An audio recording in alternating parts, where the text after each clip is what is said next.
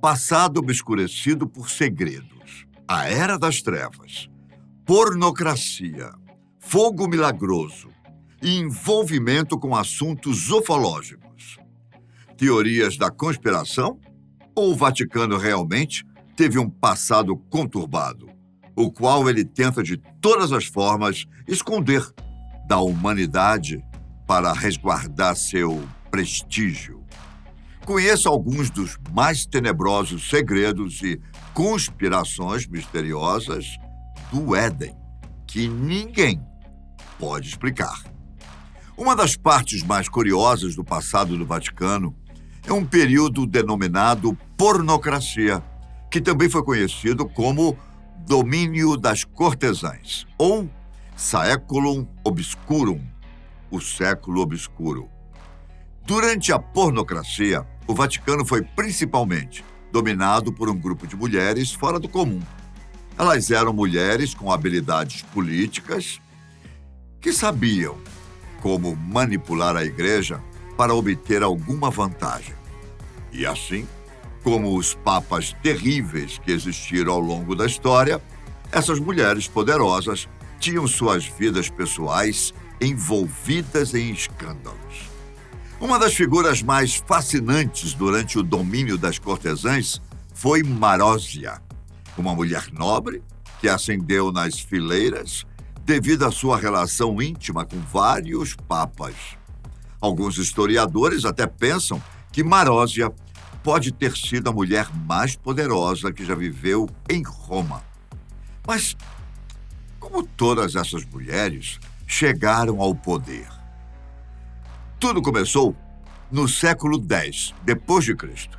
No ano 904, o Papa Sérgio III foi eleito. Na época, Marósia tinha apenas 15 anos.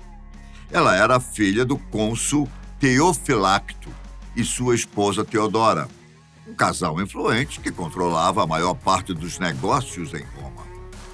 Teodora vinha ganhando poder notável por ter relações amorosas com papas há anos. Então Marósia pegou os modos de sua mãe, de conduzir os negócios e seguiu seus passos. Ela se tornou amante de Sérgio III durante seus anos no trono papal, de 904 a 911. Ela até teve um filho com o Papa e usou sua posição para ter um imenso poder sobre a Igreja. O boato diz que Marósia seduziu ainda mais papas conforme os anos se passavam e continuou a ganhar poder. Ela exercia uma influência inabalável sobre os assuntos políticos em Roma, de modo que seu próprio filho se tornou o Papa João XI.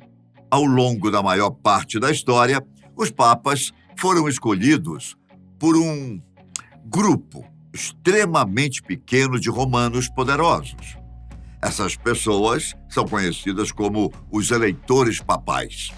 Mas durante a pornocracia, foram as amantes dos papas que tomaram o controle das eleições e decidiram quem governaria a Igreja Católica Romana. Marósia estava à frente das amantes e ela ajudou a instalar o Papa Leão VI e o Papa Estevão VII como seus fantoches. Mas a era das mulheres governantes do Vaticano durou apenas cerca de 60 anos. Quando o escândalo estourou, a reputação da Igreja foi arrastada para a lama. Marósia, então, foi capturada em 932 d.C. e foi deixada para morrer na prisão nos 5 anos seguintes. O cristianismo é rico em milagres, porém, há um que se repete todos os anos na Terra Santa. Ele é conhecido como o fogo sagrado, presenciado pelos visitantes da igreja de Santo Sepulcro, em Jerusalém. A chama divina, como também é chamada, é uma luz azul que emana do túmulo de Jesus Cristo e acontece uma vez no Sábado Santo, pouco antes da Páscoa ortodoxa. A luz é como um raio de energia concentrada e, finalmente, forma uma coluna de fogo. Os peregrinos e os padres usam esta coluna de fogo para acender suas velas. E a igreja afirma que o fogo sagrado tem mantido a tradição desde, pelo menos, 328 depois de Cristo. O milagre acontece da mesma maneira todos os anos. Primeiro, uma luz azul flui lentamente do túmulo de Jesus. Ela se ergue a partir da laje de mármore que cobre a cama de pedra onde o corpo de Jesus Cristo foi depositado antes do enterro. A luz, então, se junta para formar a coluna de chama, na qual todos na igreja podem acender suas velas. Presentes dizem que é como acender velas com o fogo do paraíso. Alguns até afirmam que a chama divina ilumina um monte de lâmpadas e velas aleatórias dentro da igreja. E aqueles que tocam a chama divina afirmam que ela não queima sua pele, ela só acende suas velas. Esta tradição não é nenhum segredo ou algo que a igreja teria que esconder das pessoas. O evento é aberto aos fiéis de todo mundo. Após a cerimônia em Jerusalém, o fogo sagrado segue de avião para a Grécia e para outros países com grandes igrejas ortodoxas, como Síria, Romênia, Rússia, Egito e quase uma dúzia de outros países. Porém, há um grupo de estudiosos que suspeita deste milagre. Os cientistas. Eles alegam que a chama divina é uma grande farsa. Há uma polêmica em torno do fogo sagrado, uma vez que química e fisicamente é impossível que uma coluna sagrada de chama esteja se materializando espontaneamente todos os anos. Alguns membros do clero ortodoxo grego até admitiram que a chama divina é falsa. E no ano 1009 d.C., o califa Al-Hakim Biamir Alá ordenou que a igreja fosse destruída, porque ele teria se contrariado com um falso milagre. Até mesmo o Papa Gregório IX anunciou o fogo sagrado como uma fraude em 1238 d.C. Eis o mistério da fé. E se Deus fosse um extraterrestre, hein? É uma questão simples, mas que não tem uma resposta tão simples.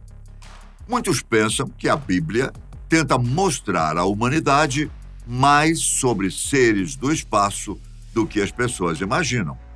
A Bíblia nunca afirma nada sobre vida extraterrestre diretamente, mas alega-se que ela faz referência a isso. Há dezenas de versículos bíblicos que podem ser entendidos como textos que falam sobre alienígenas. O rolo volante, referido por Zacarias, capítulo 5, versículos 1 e 2, nos traz rapidamente a ideia de um objeto voador com formato cilíndrico. Ele dá até as medidas: 20 côvados de comprido e 10 côvados de largo. Zacarias 5, 2. Em centímetros, são 50 de comprimento por 25 centímetros de largura. Para muitos teóricos, isso se assemelha a uma possível nave extraterrestre. Afinal, o que mais poderia voar naqueles tempos? E as rodas de Ezequiel, no capítulo 1, versículos 15 a 22? Também foram vistas como objetos voadores não identificados. E o que dizer de Elias sendo arrebatado ao céu em um carro de fogo, em Reis 2, capítulo 2, versículos 11 e 12? Elias é descrito como sendo transportado ao espaço em algum tipo de máquina incandescente. A Bíblia nunca diz claramente que essas coisas são discos voadores, mas a forma como elas são descritas leva a muitas interpretações, não é? Em Apocalipse, a Bíblia fala da existência de milhões de seres angelicais. Esses seres poderiam facilmente ser interpretados como criaturas extraterrestres. Ao longo da Bíblia, sugere-se que os anjos estão constantemente interferindo na vida na Terra, assim como alguns alegam que há muito tempo somos vigiados e controlados por seres não humanos.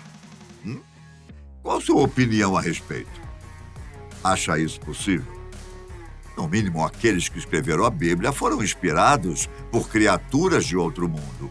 Os estudiosos já sabem que muitas das histórias da Bíblia são adaptações de histórias mais antigas do Egito Antigo e da Mesopotâmia. Os anjos da Bíblia, os carros de fogo e os querubins podem ter sido baseados em avistamentos reais de extraterrestres. Será? Quem sabe, não? Fica por sua conta. Comenta aqui para mim. Um grande abraço e até a próxima.